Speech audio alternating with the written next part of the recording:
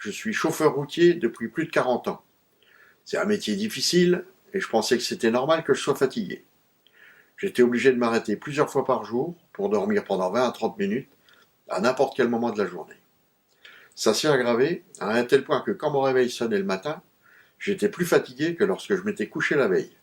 Et mon premier coup de barre pouvait se produire après seulement une demi-heure de conduite. J'étais un danger public au volant de mon 40 tonnes et ma hantise était de savoir comment je pourrais m'endormir le soir avec un ou plusieurs morts sur la conscience ou la responsabilité d'avoir condamné quelqu'un à finir ses jours dans un fauteuil roulant.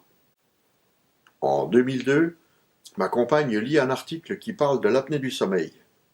Elle constate que les symptômes, ronflement, interruption de la respiration, sommeil très agité, transpiration excessive, fatigue permanente tout au long de la journée, correspondaient tout à fait à mon problème. En fait, je n'étais pas fatigué, j'étais malade. Via mon médecin traitant, j'ai pris un rendez-vous chez un pneumologue, qui a enregistré mon sommeil pendant une nuit. Le samedi suivant, on est venu à mon domicile pour mettre à ma disposition une machine à pression positive continue, censée dégager mes voies respiratoires, supprimer mes interruptions de respiration et mes ronflements. La première nuit fut un peu agitée, mais j'ai déjà constaté une amélioration le lendemain. La deuxième nuit, j'ai dormi comme un bébé, et le lundi, j'ai avalé mes 600 km sans le moindre coup de barre. Ma vie venait de changer. Après quelques semaines, le pneumologue a effectué un nouvel enregistrement de mon sommeil, avec la machine à pression positive continue. Ça se passe de commentaires.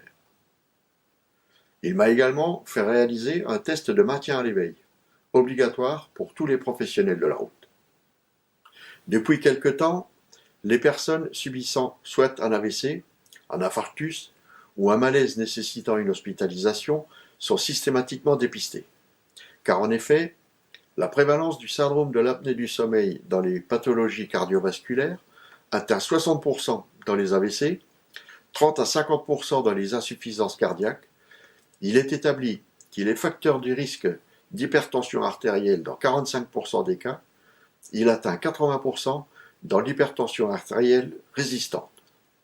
D'autre part, 30 à 50% des diabétiques de type 2 souffrent d'un syndrome d'apnée du sommeil qui nécessite un traitement, et que près de 40% des patients atteints de ce syndrome auront un jour le diabète. Je peux en déduire que si je n'avais pas été soigné contre cette maladie depuis plus de 12 ans, j'aurais sans doute subi soit un AVC, un infarctus, ou peut-être que tout simplement je ne saurais plus comment je m'appelle. En ce qui concerne le permis de conduire, en aucun cas le médecin ne peut dénoncer un patient, en raison du secret médical. Tous les apnéiques somnolents devraient en théorie ne plus conduire, et seraient censés contacter eux-mêmes la commission départementale du permis de conduire. En fait, très peu font la démarche. En cas de problème lors de la visite médicale périodique du permis de conduire, le médecin peut solliciter un passage devant cette commission. Le relevé des données de l'appareil à pression positive continue effectué à domicile et le résultat du test à l'éveil feront partie du dossier qui permettra d'éviter toute mauvaise surprise et de poursuivre son activité en toute sécurité.